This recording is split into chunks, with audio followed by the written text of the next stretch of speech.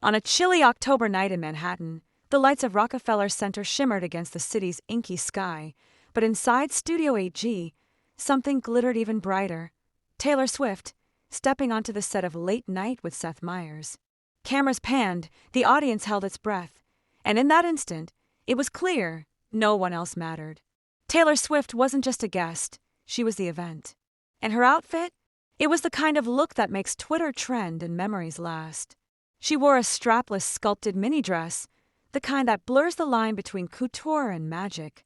The fabric was dark, almost black, but with a subtle brocade shimmer, embroidered in muted pinks and greens so delicate they seemed painted on by moonlight.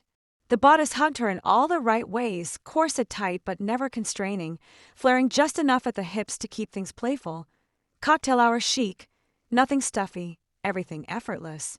Her accessories, a chunky statement choker with a hint of rock edge, a scattering of slim rings and bracelets, added just the right contrast, a modern princess with a backstage pass. And then there were the shoes. Pink metallic heels, delicate straps, cut-out details, catching every studio light as she crossed the stage. They were feminine but powerful, the kind of shoes that say, "Watch me run this town." Her hair was classic Taylor, long, softly waved, signature bangs framing her face, makeup luminous and just defined enough. The overall effect was grown-up schoolgirl romance, polished, flirtatious, and so camera-ready it felt almost cinematic. But Taylor Swift's real magic that night wasn't just in her look. It was the energy she brought, the confidence of a woman who's lived 1,000 lifetimes in the public eye and come out shining every time. The world was about to hear her 12th studio album, and Taylor was glowing with the thrill of sharing it.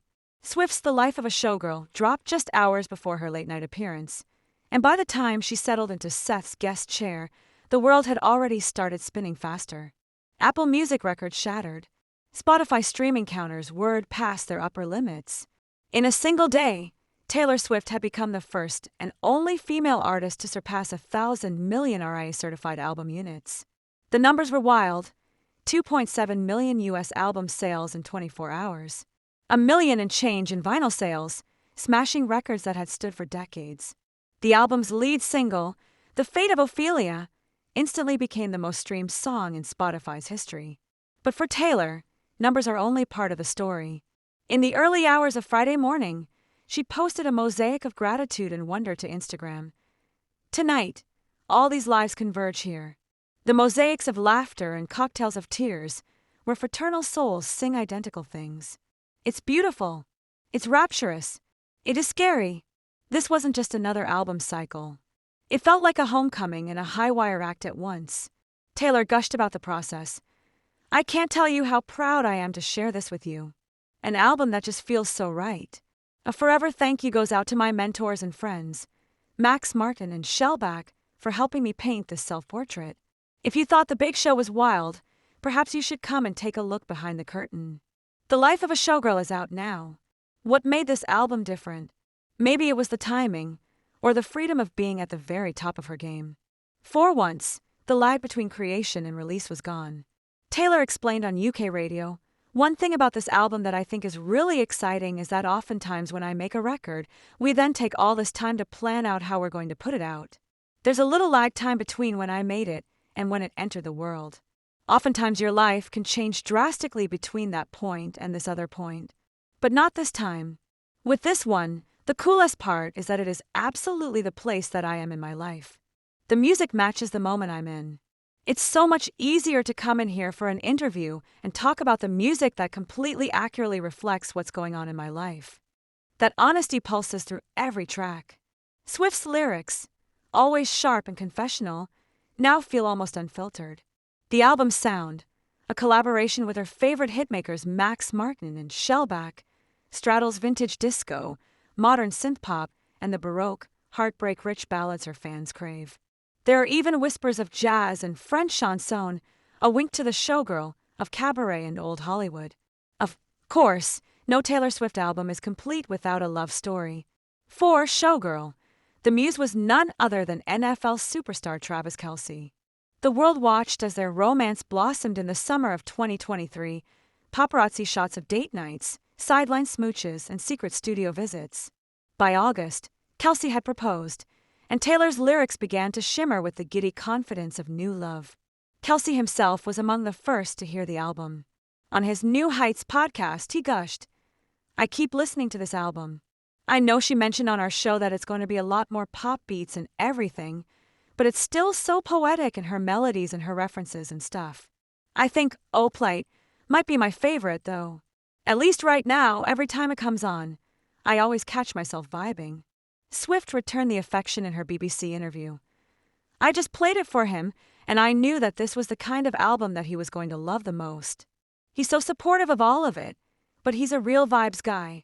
Songs like The Fate of Ophelia, Elizabeth Taylor, Oh Plight, Honey, Wishlist, and would all bear traces of their whirlwind romance, coded references, inside jokes, and the kind of longing you can't fake.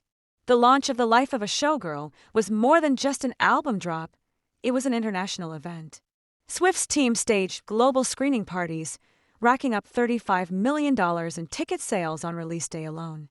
The album became iTunes' biggest of the year by first-day sales, and The Fate of Ophelia broke records across Apple Music, Spotify, and Amazon. Every metric seemed to bend toward Taylor's gravity. But the numbers tell only half the story. The real impact was cultural. Fans deciphered lyrics, debated Easter eggs, and speculated about hidden meanings. Social media exploded with outfit recreations, showgirl, makeup tutorials, and tributes to Taylor's late-night look. For the millions who grew up on Taylor's earlier eras, country princess, pop queen, indie folk siren, her latest transformation felt electric. She was no longer just writing soundtracks to their lives, she was giving them permission to reinvent themselves, too. The late-night interview itself was a masterclass in Swiftian charisma.